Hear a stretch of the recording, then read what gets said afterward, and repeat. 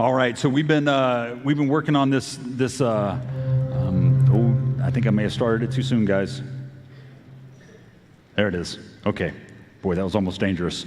We've been working on this series called "Broken Yet Chosen," and so it's been fun. Maybe you're new here this week, or maybe you've been here a couple weeks, and you're like, "Hey, what's the deal with all the pots back there? What's the deal?" So it was fun. We had a Friday where we got to throw a bunch of pots on the ground and break them.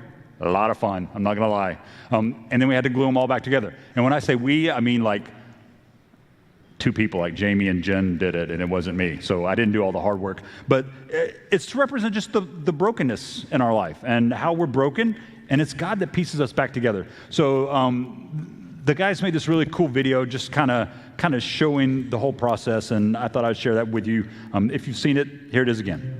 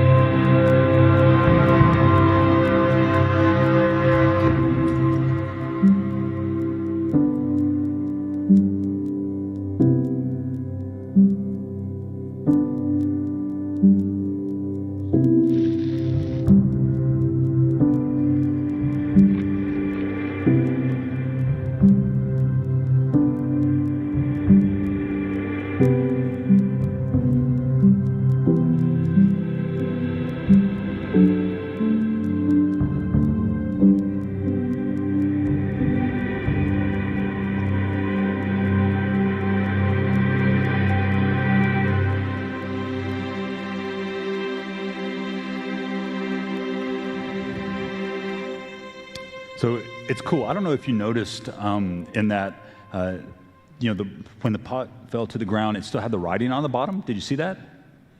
I don't know if you know this, but when a potter, when they get done with their pottery, before it dries, they write their name on the bottom. And so it's important because obviously you have to do it before it dries, which means it's not finished yet, right? Because then you put it in the kiln and it dries. That's our Creator inscribing His name on my heart, on your heart. He inscribes His name on us. And then it's still got a lot of work to do before it's finished and it's done. Man, isn't that true of all of us? But that's His love for us to write His name, regardless of where you're at. Man, He wants to sign His name on your heart and claim you as His own. So today's topic is forgotten yet adopted. I'm not going to lie to you, this one snuck up on me just a little bit. If I've never met you, my name is Happy. It is my given name. Most people never forget that. It is very rare for someone to come up to me and go, "Now tell me what your name was again." It's usually the opposite. They're like, "Hey, your name's Happy." And I'm like, "I don't remember your name. I'm terrible with names. That's so bad." So I don't, at first I was like, I don't really, forgotten. I don't know what that means. So anymore, I would like to be forgotten. Don't pay any attention to me. Then as I start digging a little bit deeper into this, I'm like, ooh, this one's kind of deep, and it kind of stings a little bit. I think there's a sense of we all know what it feels like to be forgotten. All you need to do is think back to middle school, high school, right? Bad times. You could not pay me enough money to go through middle school and high school again. I did not like it. I was tall, skinny, still tall and skinny, but I was even skinnier. Might have been a little taller too, I don't know. But I was tall and skinny, redheaded. My name was Happy. I stuttered really bad, and I made great grades without any effort. And I kind of didn't understand why other people didn't either. I was nerdy. And people just when you put that combination together, the cool people didn't want me coming to their parties. They didn't invite me to stuff. And I didn't like it. I was left out. I was forgotten. And so you sink into that pretty quick, and all of a sudden you go, ooh, wow. So our text today is 1 Samuel chapter 16. So if you'll open up there, we're going to talk about King David. And so one of the pivotal people in the Old Testament. And so we're going to see how King David, how he gets forgotten in the midst of this. Ignored, dismissed, looked over. He's the runt of the litter. But yet he ends up being king. And so we're gonna track this from him being forgotten to him being adopted into God's family and chosen. cool stuff. So I was trying to think through some of what it means to be looked over. And so if you think back to maybe being the kid being picked for, I don't know, some of you might have been this way. You were the kid being picked for kickball, and the last kid there gets picked last, and they don't really get picked last. They get forced onto a team, right? Because nobody wants them. That's that feeling. But I don't know, maybe you've been passed over for a job or a job promotion. Maybe you did something at your work and didn't get the credit for it that you deserved. You were dismissed. You were ignored. Maybe you've been in a relationship or think back to high school again. You had that crush on that person and they just didn't pay you any attention at all and ignored you, dismissed you, forgot you, didn't pay attention at all. It was funny. First service, we did a baptism first service, and like as they were talking about it, I remembered.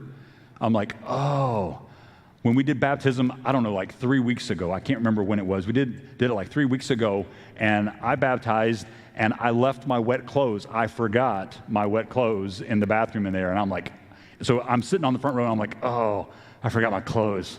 I'm going to have to go get those. There's no telling what they smell like at this point. And they've been sitting in that one little cubby hole in there. And then, so I'm going to give you a sneak peek. Here's the beauty of how this thing ends.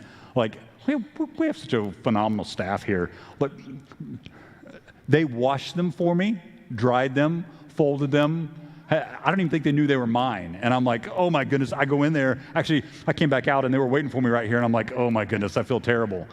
So being forgotten is not fun. It's like if you've ever decided to cook hamburgers and you got to run to the store, like, oh, we're out of ketchup. And so you run to the store and you get ketchup and you're like, oh, might as well get some mustard too because you need mustard for your hamburger. And then you get home and you put the mustard in there and you realize you've already got like 3 other jars of mustard or 3 other things of mustard. You guys all know because you eat the ketchup, but you don't ever fool with the mustard. So I bet there's some of you, if I dug through your fridge right now and I got to the back, I would find a jar of mustard from like 1994 that you've just shoved that thing back there and forgotten all about it. And that's the way it is sometimes. I mean, there's the way when you think through what that looks like, it leaves me with a feeling that is not so great. It leaves me with a feeling of worthlessness. When I'm ignored, when I'm passed over, when I'm dismissed, I feel worth less than that person.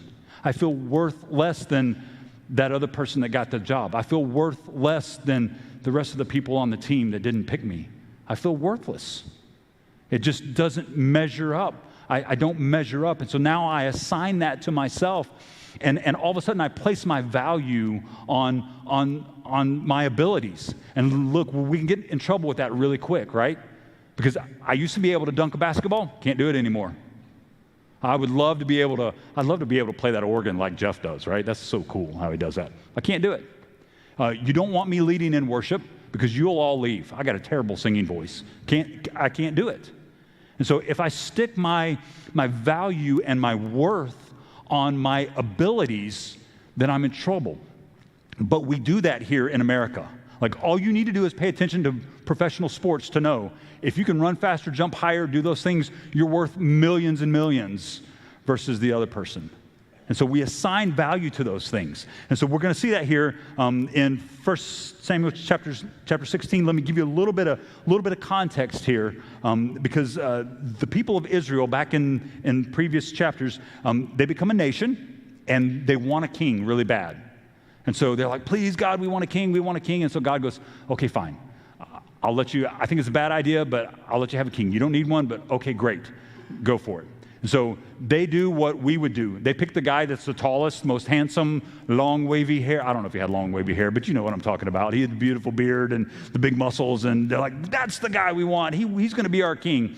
And he was terrible. He's just a terrible king. To the point that God says twice, a couple times in there, maybe more, a couple times in there, God says, I regret that I let you guys do that. And that's not God saying, I made a mistake in that. That's God saying, like if you ever had a kid who really wants to do something and you're like, you don't need to do that. And they're like, no, I'm really going to do that. That's going to be a bad idea. You don't want to do that. And they're like, no, I'm serious. I can do it. And then they do it and it turns out terrible. And you're like, oh, buddy, I told you That was going to be really bad. That's what God is saying. Like, he gets it. He understands. He's like, hey, I wish I wouldn't have let you. I know you needed to do that. I know you needed to make that a mistake. But I regret that it had to happen. I regret that you had to learn it that way. So here we are, chapter 16. God is going to allow them to anoint a new king. So Saul is still king, but Samuel's going to go anoint David. So he goes to the village. They're going to have like a consecration festival time there, and that's kind of the guise by which he kind of does this. And so he pulls Jesse and his family, all of his sons, together. And so let's pick up there in verse 6 of chapter 16. When they came, that's Jesse and his kids. When they came, he looked on Eliab and thought, surely the Lord's anointed is before him. But the Lord said to Samuel, do not look on his appearance or on the height of his stature, because I have rejected him. For the Lord sees not as man sees. Man looks on the outward appearance, but the Lord looks on the heart. Then Jesse called Abinadab and made him pass before Samuel. And he said, neither has the Lord chosen this one. Then Jesse made Shammah pass by, and he said, neither has the Lord chosen this one. And Jesse made 7 of his sons pass before Samuel. And Samuel said to Jesse, the Lord has not chosen these. Then Samuel said to Jesse, are all your sons here? And he said, there remains yet the youngest, but he's keeping the sheep. He's doing chores. And Samuel said to Jesse, send and get him, for we will not sit down until he comes here. And he sent and brought him in. Now he was ruddy and had beautiful eyes and was handsome. And the Lord said, arise, anoint him, for this is he. Then Samuel took the horn of oil and anointed him in the midst of his brothers, and the Spirit of the Lord rushed upon David from that day forward. So here we've got the prophet Samuel, God's chosen man, and he almost falls prey to the exact same thing that happened with Saul. They got them in hot water. He sees the oldest son, and he goes, this is going to be the guy, right? He's tall, he's handsome, he's strong, he's capable, he's all those things. He drives a real nice car. It's going to be great. This is going to be the one. And he assumes this is who God's going to pick. And so God goes, no, that's not the one. Meanwhile, at this feast, the one who is to be picked hasn't even been invited. David's not there. They're gonna have a big old meal, and they send David, you got to go do chores. Get out of here. Forgotten. Dismissed. Looked over. The runt of the litter. He's the little one. And so here we see, and so this is one of those verses that you should probably have underlined, verse 7 right there, because we see where God doesn't see things the way we see things. Like it is very much this idea that we tend to look on the outward, God looks on the inside. And so we do our best to take our life, our pot, and dress it up. And we paint it, and we color it, and we draw nice designs on it, and we want everyone to look at how pretty it is. Like, we lean into those things because really quick, that's how we identify ourselves with each other. Hi, my name is so, okay, what do you do for a living? And then if you're a guy, what kind of car are you driving? You know, if you're a girl, what kind of, I don't know what you girls look at, but you know what I'm talking about. Like, we judge by those things. And so we're really quick to run to that. And so God makes this massive statement here where he's like, I look to the inside. Because we tend to make mistakes on both sides. On the one hand, we'll look at a wolf in sheep's clothing. Somebody who has it all put together. And they're perfect. And they look great. And they act great. And they know all the right words to say. And inside their heart is dark. I mean, Jesus bumped into these guys all the time in the Gospels, and he called them whitewashed tombs. Like, they knew how to play the game. They knew how to play church. They knew how to do all the right things, but inside they were dead. A whitewashed tomb, pretty on the outside, dead on the inside, having no life, no meaning. And then we do the opposite side too, right? We look at people and dismiss them because they don't meet our narrative, our standard of what it should look like. They don't dress the way we dress. They don't act the way we act. They don't do all of those things. And never mind the fact that their heart is right before the Lord. And God is doing a great work inside of them. And so we make the mistake a lot of times of jumping to one and dismissing the other. When God says, hey, we got to learn to look at the inside and what's happening there. I used to do this illustration with students all the time. I would take a glass, just a clear glass, drinking glass, and I would set it on the table, and I would say, what is this? It's a glass. Okay, what's inside it? Nothing. Okay, it's a glass of nothing. Anybody want a glass of nothing? No one. Pour some water in it. What is it now? It's a glass of water. Okay. Anybody want a glass of water? And if somebody's thirsty enough, students, remember? Yeah, I might. Okay, you can have a glass of water. Dump it out. Pour some Pepsi in it. What is it now? It's a glass of Pepsi. Anybody want some Pepsi? Oh, yeah, I'll take some Pepsi.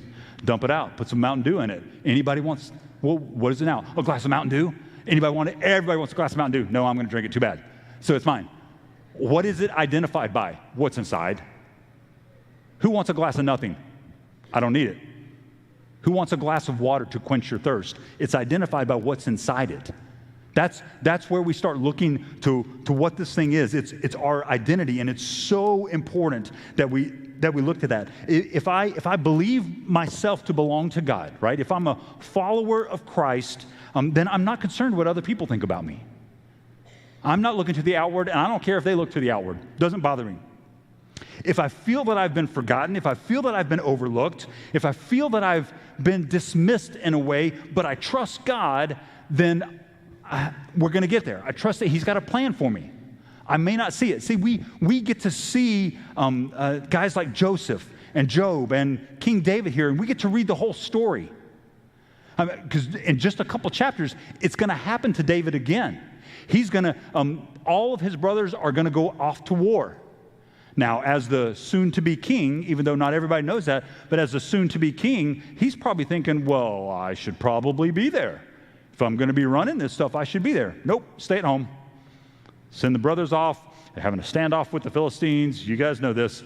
And so the only reason he gets to go is Dad says, hey, I got some bologna sandwiches. Take the sandwiches to your brothers. So he's taking them food, and he gets out there, and nobody's fighting because there's this guy called Goliath. And God does something amazing through David in the midst of that. But again, he's overlooked. He's dismissed.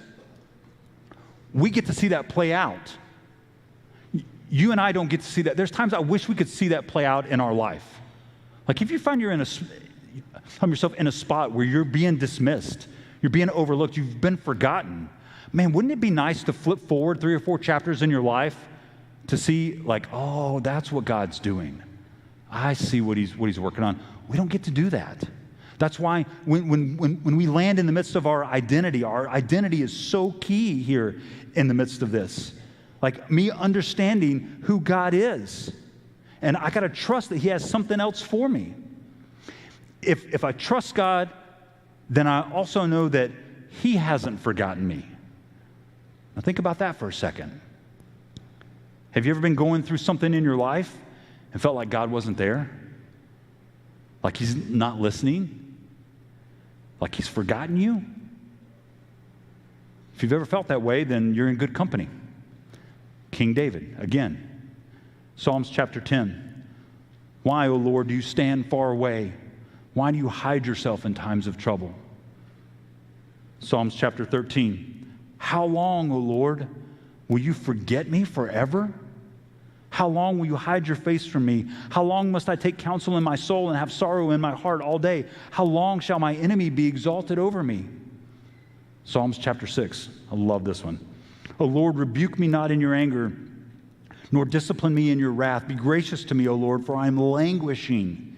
Heal me, O Lord, for my bones are troubled. My soul is also greatly troubled, but you, O Lord, how long? I love that last sentence. He can't even complete the sentence. But you, O Lord, how long are you going to forget about me? Like, do you feel the emotion in the midst of that? He keeps going here, just real quick. Turn, O Lord, deliver my life. Save me for the sake of your steadfast love. For in death there's no remembrance of you. And Sheol, who will give you praise? I am weary with my moaning. Every night I flood my bed with tears. I drench my couch with weeping. My eye wastes away because of my grief. It grows weak because of all my foes. And so here's David, a man after God's own heart, anointed by God, king, and yet he feels isolated. He feels alone. He feels left out. He feels like God's not there. And he doesn't stay there. I would nudge you to a bunch of the Psalms. Oh Lord, how majestic is your name in all the earth. Psalm 16, preserve me, O God, for in you I take refuge. I have no good part of me apart from you. 23rd Psalm, you guys all know it. The Lord is my shepherd. I want for nothing. I don't need anything. David knew his identity. He still struggled in those moments, right? And you and I do too. I get that and understand it. But he knew his identity. And if you call yourself a follower of Jesus, your identity is one of adoption. You're adopted into a royal family, just like David was. And not because he's King David, it's because we are children of God. We are royalty. And so if you think about what it means for us to feel adopted versus for us to feel forgotten. When I'm forgotten, I feel worthless. I feel like I have no value at all. None. But I'm royalty. Do you understand that? Like if you're here today and you're struggling with your value because you feel like you've been dismissed, left out, forgotten, for whatever the reason may be, and it's like, I'm just not worth it. I can't do it. I feel worthless.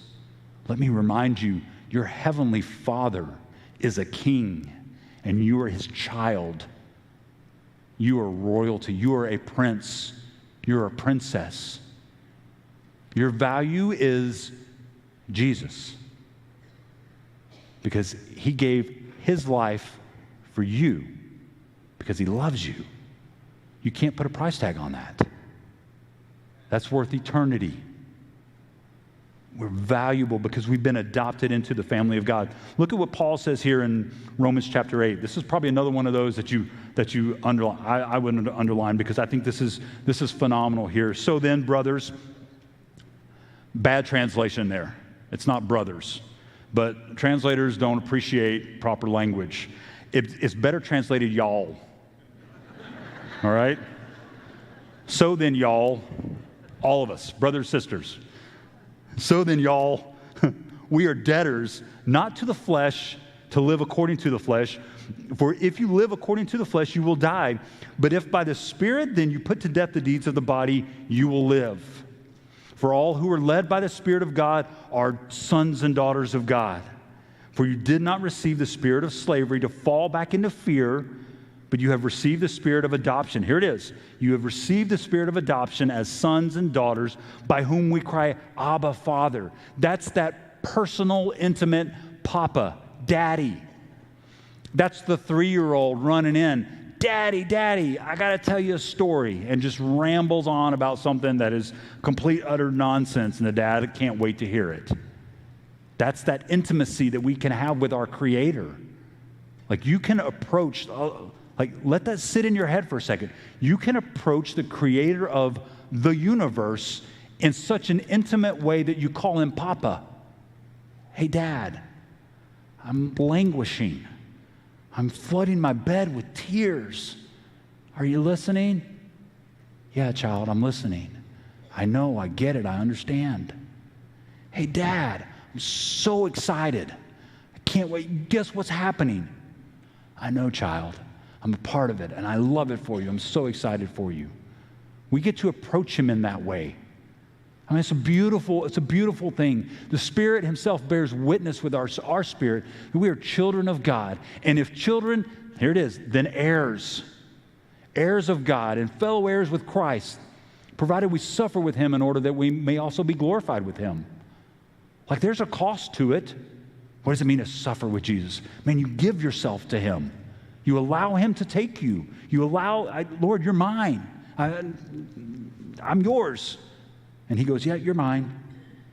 That's what it means for us to be adopted into his family. Puts a whole new spin on your identity. Because it doesn't matter what my pot looks like. It doesn't matter. It matters what's coming out of me, right? It matters the light that's flowing out of me. It's what's inside that matters. So we go from forgotten to broken, forgotten, to chosen, adopted. I'm a part of his family. And God's going to do something with me there. So what does that mean for me and you? So 1 Corinthians chapter 12. Look, I could spend 3 weeks talking about 1 Corinthians chapter 12. I could spend 6 weeks talking about it. Just go read your Bible, all of it. It's good. 1 Corinthians chapter 12, for just as the body is one and has many members, and all the members of the body, though many, are one body, so it is with Christ. So here we are. We're one body. That's me and you, all of us together. We're in this thing together, right? And so it's a level playing field. But I would say to you, we're many members. We're different. It doesn't mean that we're all exactly the same. And you guys know that. I know that. Like, there's people that can sing and play instruments. There's people that can talk. There's people that can... Listen, my favorite members of the body, I'm not going to lie to you. My favorite members of the body are the ones that are in that hospitality kitchen in there, in the cafe. Every Tuesday, they cook the cookies, and I've buttered them up enough that I go get one fresh out of the oven every Tuesday. It's fantastic. They are so good. Right out, they're still kind of gooey. And hey, we all have a purpose. We all have a mission. We all we're supposed to be doing this thing together. But there's some dangers here that creep into that, because if you keep reading that passage here, it says, for the body does not consist of one member, but of many, right? So if the foot should say, because I'm not a hand, I don't belong to the body, that wouldn't make it any less a part of the body. And if the ear should say, because I'm not an eye, I don't belong to the body, that would not make it any less a part of the body. What if the whole body was an eye? Wouldn't make any sense, because you couldn't hear. What if the whole body were an ear? You couldn't smell. But as it is, God arranged the members of the body, each one of them as he chose. Again, there's some purpose in you. He gifted you the way he gifted you because he wants to use you that way. If all were a single member, where would the body be? As it is, there are many parts, yet one body. So here's the caution again. Keeps going. I'm just going to read just a little more. The eye cannot say to the hand, I have no need of you, nor again the head to the feet, I have no need of you. On the contrary, those parts that seem weaker are indispensable. God has so composed the body, giving greater honor to the part that lacked it, so that there's no division in the body. If one member suffers, all suffer together. And if one member is honored, all rejoice together. Because here's what happens in the midst of this. Pride creeps in and starts killing the work that Jesus is trying to do. So pride creeps in when a noticeable part of the body, the eye or the head looks at the feet and says, do you realize everyone sees me and how beautiful I am and all that I can do? Feet, I have no need of you. Like, I have no need of you. Go away. Well, guess what? Now I can't walk. Hands, I have no need of you. Guess what? Now I can't grab anything. That's prideful for someone. That's someone who says, I am very important in the body of Christ and you're not. Go away. No, that's not how we do this. The other side of that is also true. There's a false humility in the midst of the foot looking back up to the head and going, oh, well, you're so important. You don't really need me. You're more important than I am, so I'm not. That's prideful too. That's a false humility. We are all needed, every one of us. It is vitally important that we do this thing together.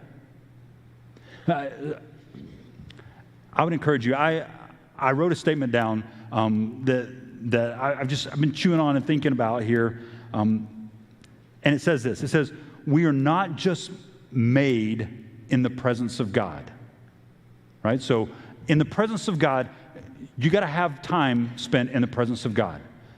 Reading your Bible, prayer, worship, those are in the presence of God. But I'm not necessarily just made in that moment, right? I learn things about myself.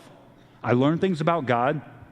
Those times are vitally important, and Scripture tells us that, right? So I would even encourage you, too. If you're not having some type of time with God during the week, some regular time with God, it doesn't have to be every day. It'd be great if it is, but if you're not having a regular time, you in private with God, Satan's going to eat your lunch eventually, right? You need that time with your Creator. That's how He speaks to you. That's where you call Him Papa. We need that time together. But we're not necessarily just formed right there. We are forged in the presence of community. That's where we're forged, where we're made. Because it's community that presses into our being. It challenges our selfishness, our love, our generosity, our knowledge of who God is, and how he manifests himself in us. I can learn about God's love all I want, but if I don't ever love somebody else, what's the point? I can learn about generosity from God, but if I don't give to someone else, what's the point? I have never had a quiet time with God, and I learn things, and I'm talking to that Father, and I'm learning, and I close my stuff, and I walk away, and I go, I am really annoyed with God right now. Never happened. Now, he's challenged me and convicted me, but I've never been annoyed by God. Now, spend time with some of you.